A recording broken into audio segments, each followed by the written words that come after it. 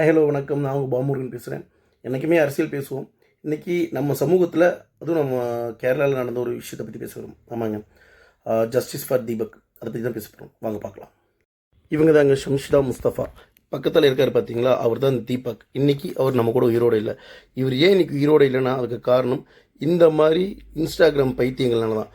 தனக்கு நிறைய ஃபாலோவர்ஸ் வேணும், லைக்ஸ் வேணும் அப்படிங்கிறதுக்காக இந்த மாதிரி ஒரு நல்ல மனுஷனை, அவர் நல்ல மனுஷனா இல்லையாங்கிற நமக்கு தெரியாது. பட் அவர் அந்த இடத்துல ஹராஸ்மெண்ட் பண்ணலைங்கிறது நமக்கு நல்லாவே வீடியோவில் தெரியும். அந்த பொண்ணு ஸ்மைலி ஃபேஸோடு இருக்கிறதே பார்த்தீங்கன்னா நமக்கு தெரியும். ஸோ இந்த மாதிரி விஷயங்கள் நடக்கக்கூடாதுங்கிறக்காக தான் நம்ம இந்த வீடியோவே போடுறோம். வீடியோ பார்த்தீங்களா? ஆமாங்க, இது இந்த வீடியோ அந்த பொண்ணு ஷேர் பண்ண உடனே 20 லட்சம் பேர் பார்த்துருக்காங்க. அந்த மன உளைச்சலை தான் தீபக் தன்னுடைய நண்பர்கள்கிட்ட புலம்பிட்டு, நான் செய்யாத தப்புக்கு இந்த சமூகத்தில் எனக்கு கெட்ட பேர் கிடைச்சிருக்குன்னு புலம்பி இறந்து போயிட்டார். இன்றைக்கி தீபக் திருப்பி கொண்டு வர முடியாது.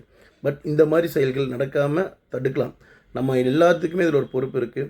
நம்ம ஒரு ஃபேமஸ் ஆகணும், யூடியூபராக இருக்கும், இன்ஸ்டாகிராமில் இருக்கும், எதில் வேணால் இருந்துட்டு போகலாம். பட் நம்ம ஃபேமஸ் ஆகணும், நமக்கு கண்டென்ட் வேணுங்கிறதுக்காக மற்ற யாரையுமே தவறாக சித்தரிக்கக்கூடாது அப்படிங்கிறதான் இந்த வீடியோ மூலியமாக சொல்கிறேன்.